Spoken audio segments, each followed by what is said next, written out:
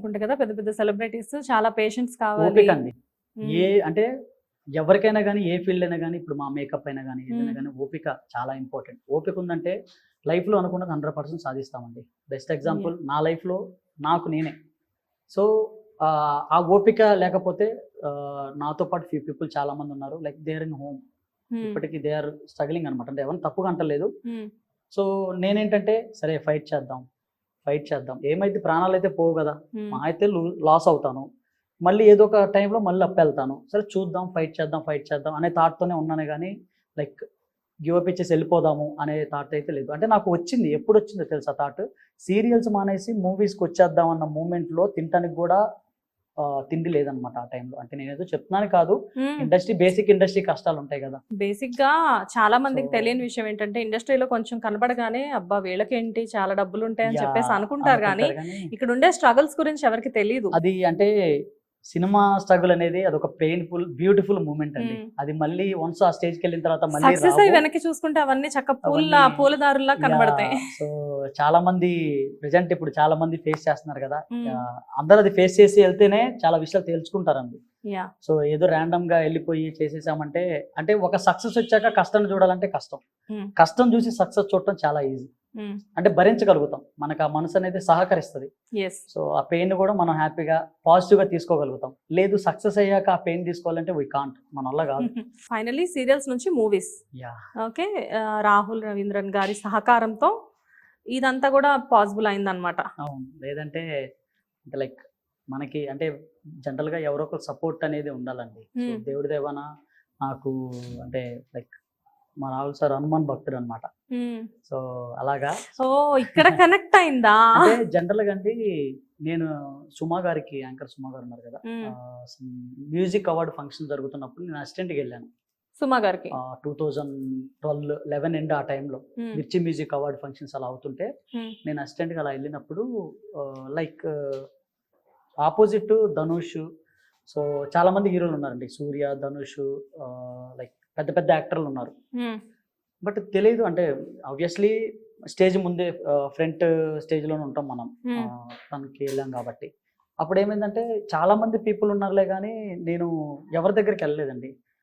Before few days ముందు నేను ఏమనుకున్నానంటే okay మనకి ఇండస్ట్రీ కలిసి రాదులే, మనకి సపోర్ట్ ఎవరు లేరు, సో మూవీ టికెట్ వరకు అంటే మన బస్ టికెట్ వరకు ఈ అమౌంట్ వచ్చాయనుకోండి, వెళ్ళిపోదాము, ఇంకా ఫర్దర్గా ఏమన్నా ఉంటే అప్పుడు వచ్చి చూసుకున్నాను, ఇప్పుడైతే కష్టం మనం ఫైట్ చేయలేము అని చెప్పి ఇంకా గివ్ అప్ ఇద్దాం అన్న స్టేజ్ అప్పుడు ఫస్ట్.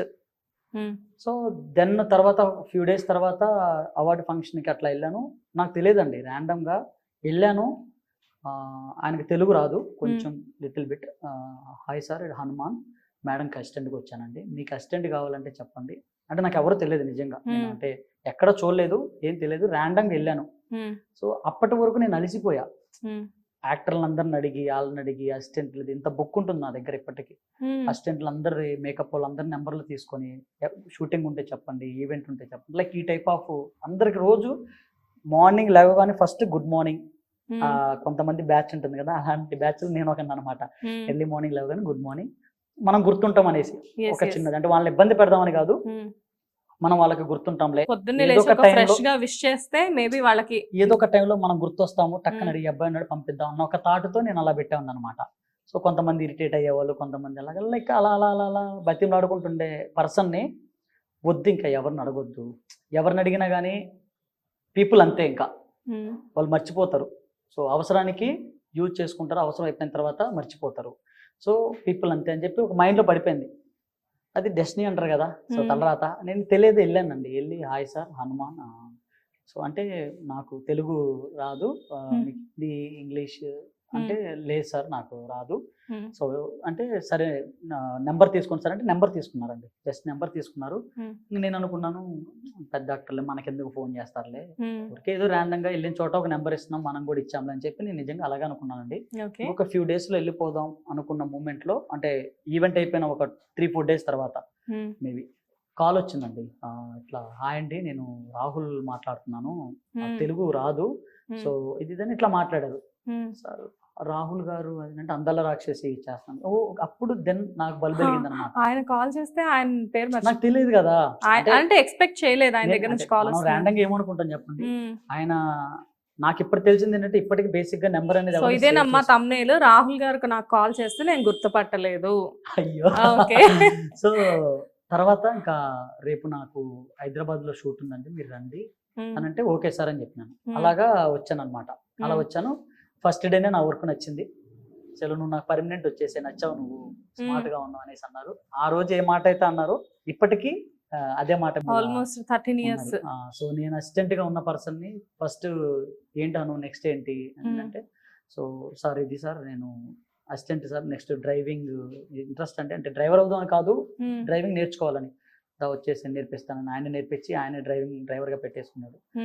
దాన్ని ఎన్నాళ్ళు ఇలా ఉంటావు, నెక్స్ట్ గ్రోత్ ఏంటి సార్, నాకు హెయిర్ కటింగ్ అలాగా ఇష్టం, సరే చెల్లని చెప్పి జావీద్ బిగ్ సెలూన్ పంపించి అక్కడ హెయిర్ కటింగ్, సో తనే అమౌంట్ పే చేసి నేర్పించాడు అనమాట. సో ఇప్పుడు నేను బ్యూటీ కమ్ హెయిర్ కట్స్ అన్ని నేను ఇప్పుడు మీరు makeup professional makeup artist plus hair stylist hair కూడా. Stylist Okay, okay. Hair cut అన్ని చేస్తాను అనమాట. 2000 చాలా లాంగ్ టైం బ్యాక్ ఇది నేర్చుకుంది కూడా.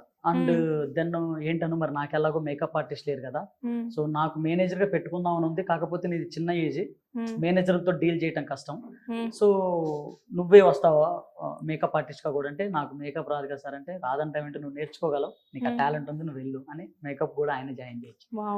సో అట్లాగా ఇప్పుడు ఫైనాన్షియల్ గా మొత్తం చూసుకుంది సరే.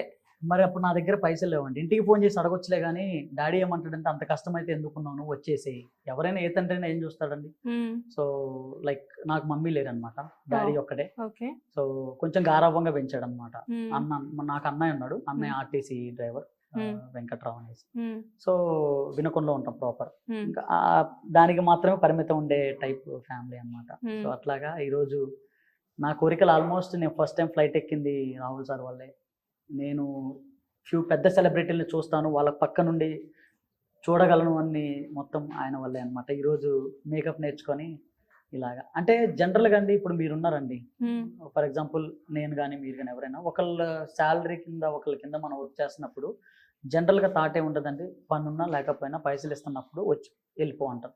ఈయన అట్లా కాదు, నేను ఖాళీగా ఉన్నాను, సమ్ స్క్రిప్ట్ ఏదో ఒక వర్క్లో ఉంటాను, సో బట్ నువ్వెందుకు ఖాళీ ఉన్నావు, నువ్వు వెళ్ళు, నీ దగ్గర పని ఉంది కదా, ఏదో ఒకటి చేయి, ఈవెంట్లు చేయి, ఏదో ఒకటి చేయి.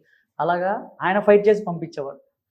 అలా అని చెప్పి మంత్లీ శాలరీ ఇవ్వడం కాదు. చాలా మందికి రాహుల్ గారి యాటిట్యూడ్ తెలియదు. అంటే లైక్ ఆయన చూసిన వాళ్ళు ఎవరైనా కానీ ఏమనుకుంటారంటే, ఫస్ట్ ఆఫ్ ఆల్ అతను తెలుగు పర్సన్ కాదు, అండ్ మేబీ అతని అపేరెన్స్ వల్ల ఏంటో పెద్ద ఎవరిని పట్టించుకునే పర్సన్ కాదు, ఆయన పనేదో ఆయనే, ఆయన లోకం ఏదో ఆయనే అని చెప్పేసి అనుకుంటారు. కానీ ఇప్పుడు మీరు చెప్తుంటే వావ్, రాహుల్ గారు ఇంత నిజమండి. అంటే లైక్ జనరల్ గా చాలా మంది అంటే పీపుల్ చాలా మందికి ఎలా ఉంటదంటే, పర్సన్ చూడగానే ఆయన ఏంటంటే చాలా కామ్ అనమాట అండి.